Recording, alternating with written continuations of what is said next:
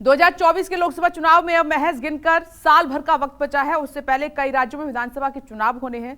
दक्षिण का गेटवे कहे जाने वाले कर्नाटक में इस वक्त चुनावी शोर चरम पर है, लेकिन इस बीच देश के सबसे बड़े सूबे उत्तर प्रदेश में भी चुनावी सरगर्मियां उफान पर हैं।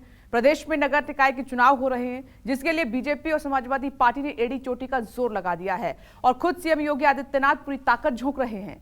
अखिलेश यादव भी शहर शहर कैंपेन कर रहे हैं। मायावती भी खास रणनीति के साथ अब की बार चुनाव लड़ रही हैं, क्योंकि भले ही ये चुनाव लोकल बॉडी के हैं, लेकिन इसे 2024 का सेमीफाइनल माना जाता है। पर तो रैलियां कर रहे हैं। अखिलेश यादव भी शहर शहर कैंपेन में जुटे। हालांकि बीएसपी चीफ मायावती ग्राउंड पर तो नहीं दिख रही हैं, लेकिन अपने कार्यकर्ताओं के जरिए हर सीट पर अपनी पकड़ मजबूत बनाने की कोशिश में जुटी। मकसद सबका एक ही है, प्रदेश के ज्यादा से ज्यादा नगर निगमों पर कब्जा। इसके लिए हर दल पूरी रणनीति के साथ मैदान में है।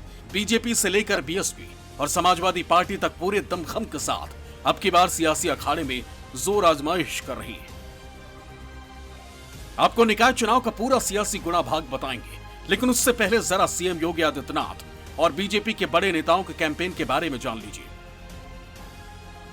इस बार निकाय चुनाव में सबसे बड़े स्टार प्रचारक खुद सीएम योगी आदित्यनाथ हैं।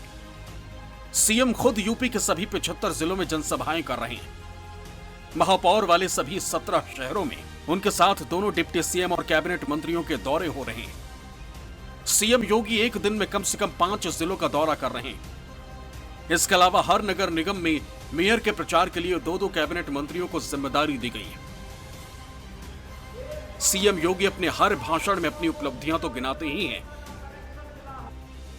साथ ही कानून व्यवस्था के बहाने माफियाओं और विरोधी दलों पर जमकर हमला भी बोल रहे हैं। सपा बसपा और कांग्रेस ने युवाओं के हाथों में तमंचे पे पहुंचाए थे। हमने कहा तमंचा से नहीं, आज का युवा के हाथ में टैबलेट होना चाहिए। टैबलेट वो उसके टैलेंट को तकनीक के साथ जोड़ करके, टेक्नोलॉजी के साथ जोड़ करके, ट्रेनिंग के साथ जोड़ करके हम अपने युवा को स्मार्ट बनाएंगे। जो गर्मी दिखा रहे थे उस समय, गर्मी सबकी शांत हो गई होगी। वैसे भी मौसम बहुत सुहावना हो गया, कल तक बहुत गर्मी थी।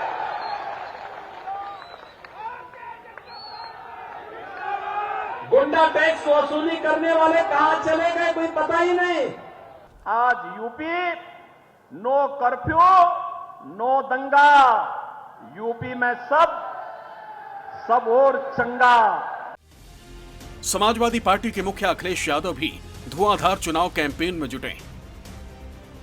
अखिलेश यादव मेयर की सीट वाले जिलों में लगातार प्रचार के लिए जा रहे हैं। वोटिंग से पहले अखिलेश यादव ने लखनऊ मेट्रो में सवारी कर लोगों से वोट देने की अपील भी की। लखनऊ की जनता विकास को वोट दे, लखनऊ की जनता उस पार्टी को वोट दे जिसने मेट्रो दी, वर्ल्ड क्लास स्टेडियम दिया, और बीजेपी के लगातार मेयर होने के बाद भी लखनऊ जैसा शहर साफ सुथरा नहीं हो पाया, कूड़ा भरा पड़ा है। यही मेट्रो का काम अगर पूरा हो जाता तो लखनऊ साफ सुथरा भी दिखता, सड़कें भी जाम नहीं लगती सड़कों पर।